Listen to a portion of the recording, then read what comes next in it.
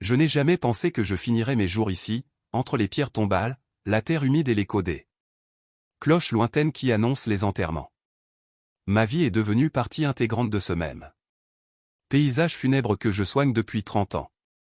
Je m'appelle Julien, et si j'ai appris quelque chose pendant tout ce temps, c'est que les morts ne posent pas de problème jusqu'au jour où l'un d'eux décide de vous parler. Le cimetière où je travaille n'est pas grand. Il se trouve au sommet d'une colline où le vent souffle toujours différemment. Il y a des jours où il semble apporter des voix, d'autres fois des souvenirs. Je suis ici depuis si longtemps que je pourrais le parcourir les yeux fermés. Je connais chaque recoin, chaque tombe, chaque fleur qui se fane et chaque pierre tombale oubliée. Il m'arrive même de leur parler parfois. Par habitude ou pour chasser le silence. Ce jour-là n'était pas différent des autres. C'était l'automne et les feuilles sèches craquaient sous mes bottes pendant que je nettoyais les allées de terre. C'est alors que je suis passé devant l'une des tombes les plus anciennes, une qui avait toujours attiré mon attention, non pas par son imposance, mais par sa solitude.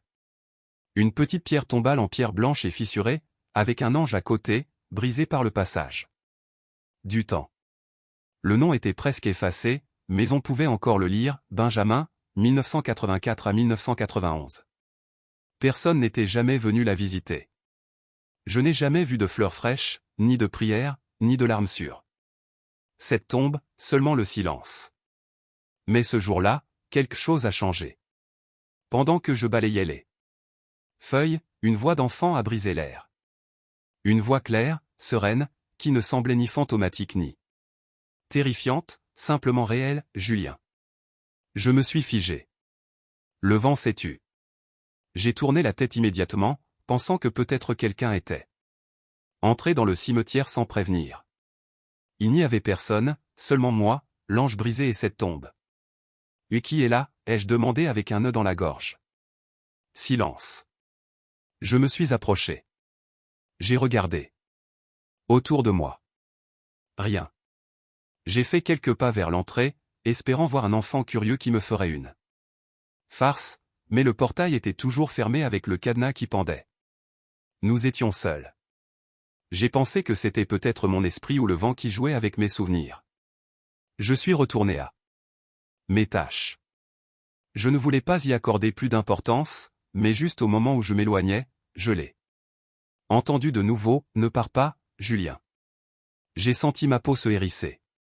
C'était la même voix, la même douceur, mais cette fois le murmure venait directement de la tombe, de l'intérieur.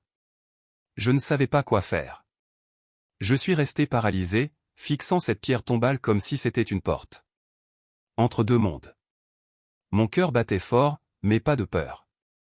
Il y avait quelque chose dans cette voix qui ne sonnait pas malveillant, elle sonnait triste, comme si elle attendait depuis des années que quelqu'un l'écoute. Cette nuit-là, je n'ai pas pu dormir. Je fermais les yeux et j'entendais sa voix, claire comme le jour. Je me suis levé 2 fois pour vérifier si c'était vraiment un rêve, mais non. Je savais ce que j'avais entendu. Le lendemain, quand je suis retourné au cimetière, la tombe avait quelque chose qui n'y était pas avant, un petit camion jouet rouillé sur la dalle. Je ne l'avais pas mis et personne d'autre n'aurait pu le faire. Ce n'était que le commencement. Ce matin-là, je suis arrivé plus tôt au cimetière. Il faisait à peine jour et la brume couvrait tout comme un voile épais. J'ai marché directement vers la tombe de Benjamin. Le camion était là, petit, rouge, avec les roues détachées et la peinture écaillée par le temps. Je l'ai soulevé avec précaution, comme si en le touchant il pourrait s'évanouir. Cela n'avait aucun sens qu'il soit là. Personne n'entre sans ma clé et la famille de cet enfant n'était jamais apparue en 3 décennies. Je l'ai tourné entre mes mains. Il était humide de rosée, mais il y avait quelque chose d'étrange. La boue sur les roues ne datait pas de la veille, elle était plus ancienne, comme s'il avait été déterré. Je me suis agenouillé près de la tombe et j'ai passé ma main sur la pierre. J'ai remarqué que la terre était plus meuble que d'habitude, comme si quelqu'un ou quelque chose l'avait remué récemment.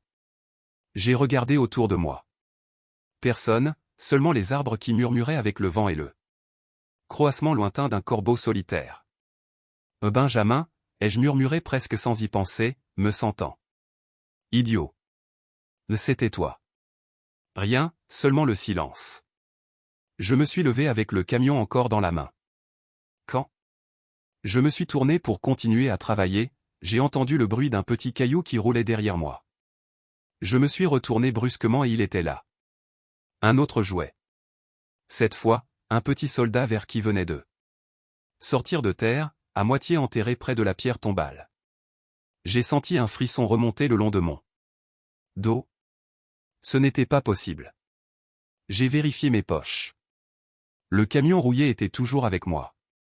Ce n'était pas mon imagination. Quelque chose se passait, quelque chose qui échappait à toute logique. J'ai gardé les 2 jouets dans une petite boîte à outils que j'avais dans ma cabane. Cette nuit-là, je me suis enfermé dans la petite chambre de garde du cimetière sans éteindre la lumière. Je ne pouvais pas arrêter de penser à la voix, aux jouets, à la terre remuée. Vers 2 heures du matin, quand le silence était si profond que je pouvais entendre ma propre respiration, j'ai entendu des pas légers sur le gravier. Ce n'était pas le bruit lourd d'un adulte. C'étaient des pas légers, petits, comme si un enfant marchait pieds nus dans les allées du cimetière. Je me suis levé, j'ai ouvert la porte avec précaution et j'ai pointé ma lampe torche. Rien, seulement là. Brume qui se déplaçait lente et épaisse. Mais quand j'ai éclairé vers l'allée centrale, j'ai vu une petite silhouette, immobile, de dos. Un enfant se tenait à environ 20 mètres, juste en face de la tombe de Benjamin. Je ne pouvais pas voir son visage, mais sa silhouette était claire, cheveux courts, vêtements anciens et un léger mouvement de balancement comme s'il jouait tout seul. Et, ai-je crié, qui es-tu? Que fais-tu ici? La silhouette s'est figée, elle n'a pas fui, elle n'a pas disparu. Elle s'est juste tournée lentement vers moi. Et bien que la brume ne me permette pas de distinguer ses traits, j'ai pu voir qu'il me regardait directement, comme s'il m'avait attendu. J'ai senti un nœud dans l'estomac. J'ai voulu avancer, mais mes jambes ne répondaient pas. C'est alors que je l'ai entendu de nouveau, « Merci de ne pas partir, Julien. » Et en un clignement d'œil, il n'était plus là. L'allée était vide, le vent s'est remis à souffler et je suis resté seul, tremblant, avec l'écho de cette voix enfantine gravée dans mon esprit. À l'aube, mes mains tremblaient encore. Dormir avait été impossible. L'image de cet enfant debout devant la tombe, le murmure de sa voix disant mon nom me bouleversait l'âme. Ce n'était plus seulement une frayeur nocturne, il y avait quelque chose de plus, quelque chose qui me connectait à ce petit être. D'une manière que je ne comprenais pas encore. Ce matin-là, avant de commencer mes rondes, j'ai décidé de chercher dans les archives du cimetière. Une étagère poussiéreuse au fond du dépôt gardait des livres épais, des papiers pliés et des carnets avec des lettres déjà décolorées. Beaucoup de registres étaient incomplets ou écrits à la main par ceux qui avaient travaillé ici avant moi. Personne ne les consultait, personne n'avait de raison de le faire. Jusqu'à maintenant. J'ai cherché le nom Benjamin Herrera. J'ai trouvé l'acte d'enterrement. L'enfant était mort en 1991 à l'âge de 6 ans. Cause, accident domestique. Il n'y avait pas de nom de parent, seulement une tante qui l'avait réclamé et qui, selon la note écrite en marge, avait quitté le pays peu après. Il l'avait enterré. Sans cérémonie, sans fleurs, sans personne pour lui dire au revoir. J'ai tourné la page et une enveloppe jaunie est tombée du livre. Je l'ai prise avec des mains moites. Elle était scellée avec de la cire rouge, comme on le faisait avant. Au verso, d'une écriture enfantine, on pouvait lire « Pour qui se souviendra de moi ?» J'ai avalé ma salive, j'ai brisé le seau avec précaution et j'ai ouvert la lettre. Ce que j'ai trouvé m'a laissé paralysé. C'était un dessin, un enfant avec une casquette dessinée au crayon. De couleur. À côté, un homme plus âgé avec un chapeau et une barbe. Ils étaient assis sur un banc près d'une tombe. En dessous, d'une écriture tremblante, « Merci d'être resté. Moi aussi, je me souviens de vous. » J'ai senti un frisson. Cet homme, c'était moi.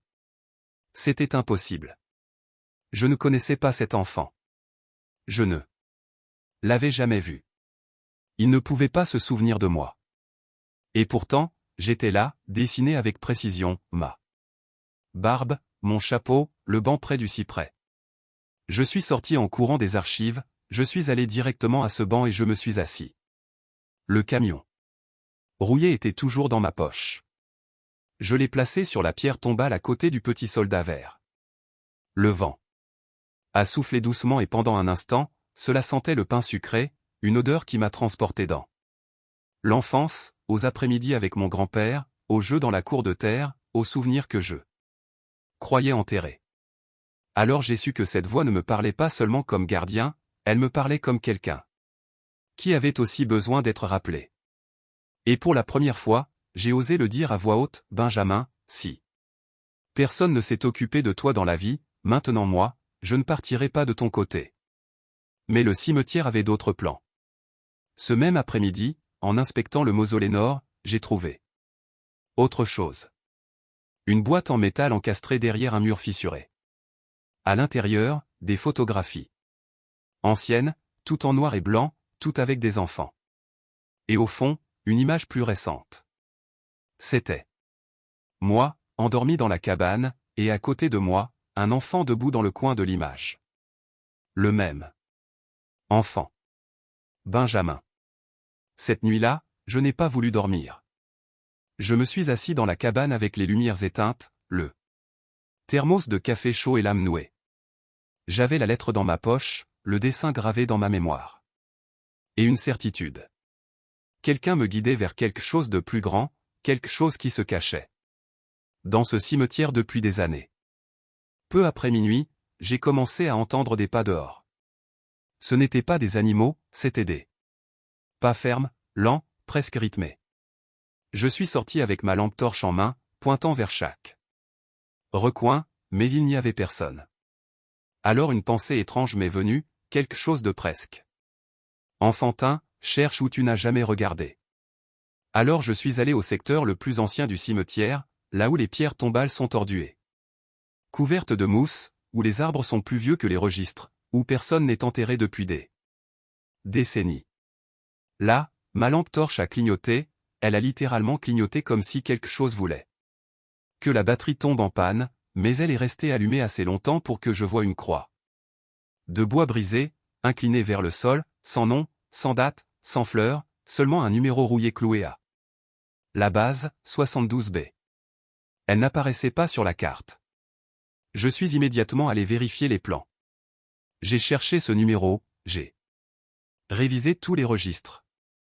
Il n'existait pas de tombe avec cette désignation. Elle ne devait pas être là. Je suis retourné à pied, sentant que l'air devenait plus lourd. Je me suis agenouillé devant cette tombe et par impulsion, j'ai commencé à creuser avec les mains. La terre était plus molle que normal. À quelques centimètres, j'ai trouvé une pierre rectangulaire couverte par un tissu noir. Je l'ai retirée. Ce n'était pas une pierre tombale, c'était une boîte en bois, scellée avec une serrure ancienne. Je n'ai pas pu l'ouvrir, alors je l'ai emportée à la cabane. Là, avec deux vieux outils et beaucoup de précautions, j'ai brisé le cadenas. L'intérieur m'a laissé glacé. Il y avait des lettres, des dizaines écrites par différents enfants, toutes signées avec des noms différents, certaines sur papier quadrillé, d'autres sur des serviettes, d'autres sur des feuilles arrachées de cahiers.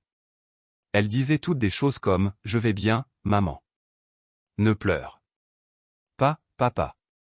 Merci de m'attendre. » Et parmi elles, une lettre plus épaisse, une qui m'était adressée. Elle disait « Monsieur Julien, merci d'être resté. Ils n'ont personne, mais vous, vous écoutez. C'est pourquoi nous vous avons choisi. » Signé, Benjamin et les autres. J'ai senti un frisson. Ce n'était pas seulement Benjamin qui me parlait, il y en avait d'autres, beaucoup. D'autres. Et tous voulaient être rappelés.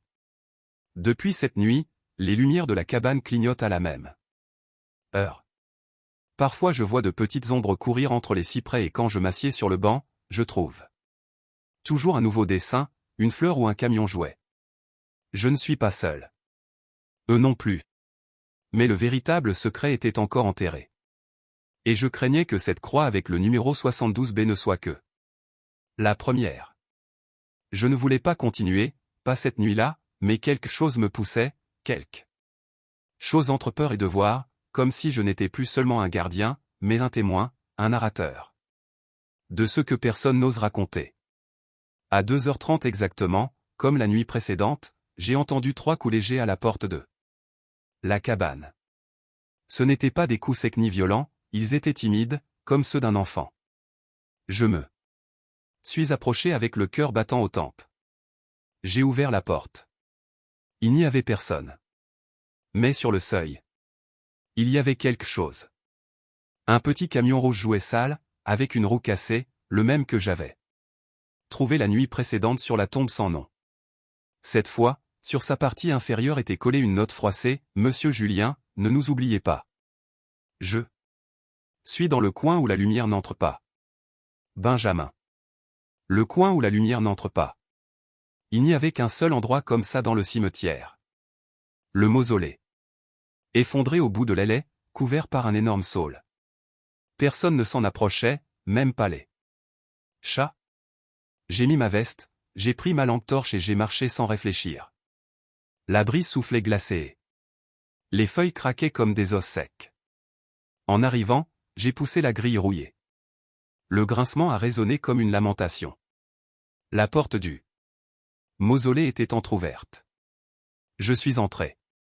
C'était un couloir étroit, avec des niches vides, certaines cassées. Au fond, un mur de pierre sans pierre tombale, seulement une phrase taillée à la main, où il n'y a pas de nom, il y a une âme. Et alors je l'ai entendu. Une voix d'enfant, tremblante, m'a dit, vous aussi, vous allez m'oublier. J'ai pivoté brusquement, il n'y avait personne, mais la voix s'est sentie réelle, vivante, comme si elle était juste derrière moi. Mes jambes tremblaient. J'ai répondu avec le filet de voix qui me restait, non, mon enfant. Je ne vais pas t'oublier. Et pour la première fois depuis de nombreuses années, j'ai pleuré. J'ai pleuré pour lui, pour les autres, pour les lettres, pour les jouets, pour la croix sans nom, pour tout ce que ce lieu garde et que personne ne voit. En sortant du mausolée, j'ai remarqué quelque chose à l'entrée. Une bougie allumée. Je ne l'avais jamais vue auparavant, et je ne l'avais pas apportée. Elle était fixe, ferme, comme si quelqu'un l'avait placée avec soin. Et à côté, une autre lettre. Cette fois elle disait, « Merci d'être resté, monsieur Julien. Bientôt vous verrez ce que d'autres n'ont pas pu. » Et au dos, quelque chose d'encore plus inquiétant, « Tous ceux que vous voyez ne sont pas vivants. » Je suis retourné à la cabane avec la bougie encore tremblante dans ma main. Je ne l'ai pas éteinte. Je sentais que si je le faisais, quelque chose s'éteindrait aussi en moi. Je l'ai laissée allumée près de la fenêtre. Comme si elle me protégeait. Je n'ai pas dormi. Je regardais juste par la fenêtre de temps en temps. Attendant de voir une autre ombre, un autre enfant, une autre lettre. Mais cette nuit-là, rien ne s'est passé. Le lendemain, je suis allé parler à don Raphaël, le plus ancien du cimetière. Déjà retraité, il vivait à 3 pâtés de maison. Il m'a reçu avec un visage effrayé quand je lui ai raconté l'histoire de l'enfant, les lettres, le mausolée et la phrase taillée. « Toi aussi tu l'as entendu, n'est-ce pas ?» m'a-t-il dit sans hésiter. Je suis resté glacé. « Qui est-ce » lui ai-je demandé. Don Raphaël m'a emmené dans son garage. Entre les boîtes et les vieux papiers, il a sorti un carnet à couverture noire usée par le temps. Il l'a ouvert avec des mains tremblantes. « Regarde ça » a-t-il dit. C'étaient des registres du cimetière d'il y a plus de 50 ans. Quelques noms, des dates et à la fin, un dessin d'enfant collé avec du ruban adhésif. C'était un camion rouge avec une dédicace maladroite. Merci, don Rafa, de m'avoir parlé quand personne d'autre ne le faisait.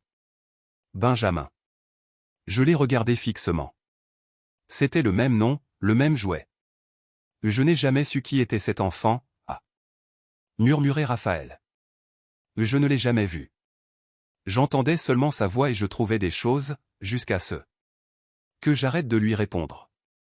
Et puis le silence. Et qu'est-ce qui s'est passé après? Une semaine plus tard. Le saule du mausolée a pris feu sans raison.